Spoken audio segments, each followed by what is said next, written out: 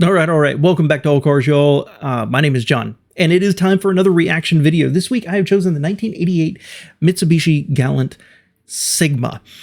I find this to be an interesting little car for a few different reasons, so without too much further ado, make yourself comfortable in that comfy chair, grab your beverage of choice. We have some room temperature coffee. And let's see what Motorweek said about a 1988 Mitsubishi. Motorweek is made possible by Auto Value and Bumper to Bumper and TireRack.com. Competition in the upscale Japanese family sedan segment is pretty tough. It takes more than 4 doors and a name you can't pronounce to succeed. Skip on quality or features and buyers will drop you like a cheap microchip. One thing people won't stand for anymore is an engine that vibrates. And since 4-cylinder engines aren't noted for their smoothness, the Japanese are turning to 6-cylinder engines for many of their models. The Mitsubishi Galant is one of them. And with its new V6 comes a new name, Sigma. The Sigma name may make you think of your old fraternity days.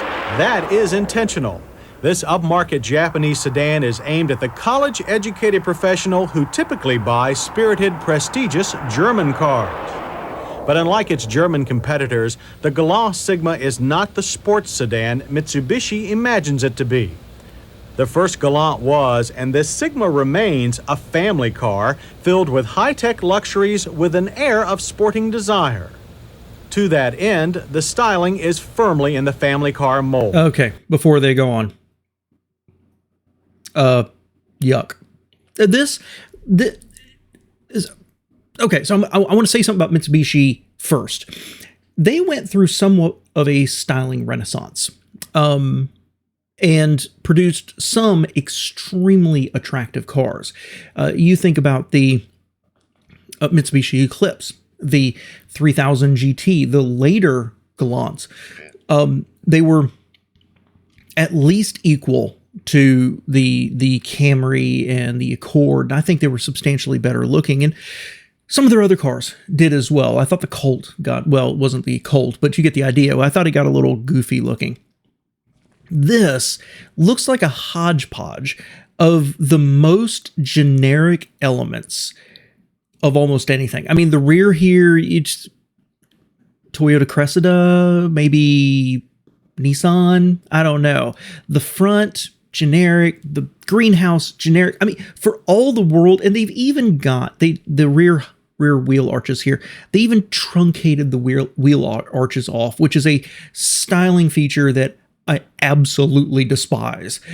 But for all the world, this ends up to me on the outside looking like an earlier 80s, mid 80s Subaru. And I don't know why they keep talking about this being more upscale, just because, whatever reason, it just looks generic. Generic. So I personally would be interested to look back and see if somewhere in the late 80s, Mitsubishi got a brand new director of design or something that they changed as much as, well, more than I would say Hyundai did. But then they never had the consistency to keep it up. So let's see what they say. While crisply aerodynamic and reasonably up-to-date when it first appeared in 1985, it now seems very conservative. Fortunately, the conservative thoughts disappear when you look under the hood. Power is very modern, with a 3-liter overhead cam V6 making 142 horsepower, the same engine Chrysler uses in its minivans. This pulls the Sigma from 0 to 60 in a quite reasonable, for a family car, 9.8 seconds. The 4-speed automatic shifts quick and smooth. A 5-speed manual is also offered. Even more modern is the Sigma's revised computer-controlled suspension, which adjusts ride height and shock stiffness. The variable assisted power steering can also be driver adjusted for stiffness. But where the Sigma really falls short of its sports sedan aspirations is in handling. With all its sophisticated hardware, it still behaves like a good family sedan. Yet there is one big plus to the Galant Sigma's electronics. It's in the new anti-lock brake system. Stops from 55 averaged only 105 feet. However, we did find repeated hard braking in corners produce lots of fade. That's a fantastic result. That's really good. You know, what I hear here, Mitsubishi was always really good at having a lot of technology crammed into their cars. And certainly they later liked turbos, all kinds of turbos in their cars. But what that tells me is that fundamentally, they didn't engineer just a good car. Like, if you're designing a car and you're like, we're going to make a rigid platform, a rigid structure, and we're going to make really good suspension, and then we can take technology and make it that much better. But I think that you can also use the technology as a crutch. Instead of sweating the details on the suspension and the chassis and everything else, just use technology to kind of hide it. And that's what I'm hearing not being said here. Like previous Galants, the interior is a combination of refined luxury and confusing technology. We have nothing but praise for the comfortable seats, generous room, and practical dash. But we can't see many family chauffeurs caring about all the steering and suspension adjustments. Good thing they're automatic.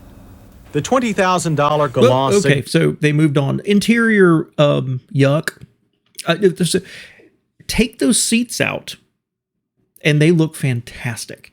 Everything else there is yuck. And like they said, this is a mid-'80s design that they've added a V6 into, right? But everything about that just screams earlier. The quality of the plastics was nasty. Those two little pods on each side of the steering column, the buttons at the bottom, that looks like Pontiac, right?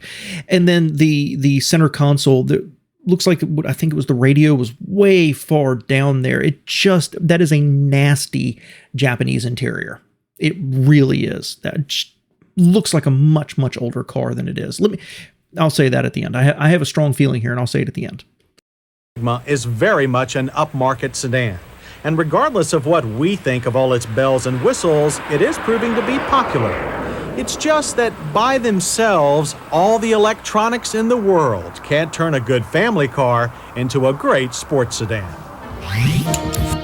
Oh, wow, that one was really short. So you take a early 80s, because it had to be starting in the early 80s when they designed this, and it may have been released in Japan before that, so we're finally getting it here. I don't know. And you release it, it's very generic looking, painfully so. In fact, it looks, in different lighting and from different perspectives, it's amazing how much it looks like so many other cars. Like I mentioned the Subaru before, but straight on, it could be an Eagle Premier. Looked almost, with the grille being slightly raised up around the headlights, it looked like an awful lot of Dodge products. Anyway, just what a weird car. And I can understand why no one would want to buy this, because if you get to the point where it's just a family sedan and you're looking for something affordable transportation, why do you want all this electronics? And it's electronics in your face, right? This isn't a 3000 GT or a Datsun 300. You're just taking the kids to school. You don't want all that. It's not a sports sedan like that. If you do look at some sports sedans, they are going to have more power and handle better and be much better styled. I don't know. I don't like this car at all. Yuck. And they didn't show the trunk, because I'm really curious. That trunk looks unusually wide. It looks like the car actually is shaped like this from front to back. Like it widens out at the back. It's a weird design. But like I said, later, Mitsubishi built some good stuff. And my opinion of Mitsubishi, I've talked about it before, is generally cheap interiors, a little rough around the edges, just everything grates just a little bit, but you end up with solid engines, solid transmissions, and not bad cars. And they did so much stuff, and so much of it was so interesting. It just never quite rose to the level of the Hondas and the Toyotas out there. I know I did a retro review. I'll eventually bring it over to this channel of the Diamante. And that car absolutely blows you away. Why would you buy it if it's priced similar to a BMW or a Mercedes or an Audi? I don't know.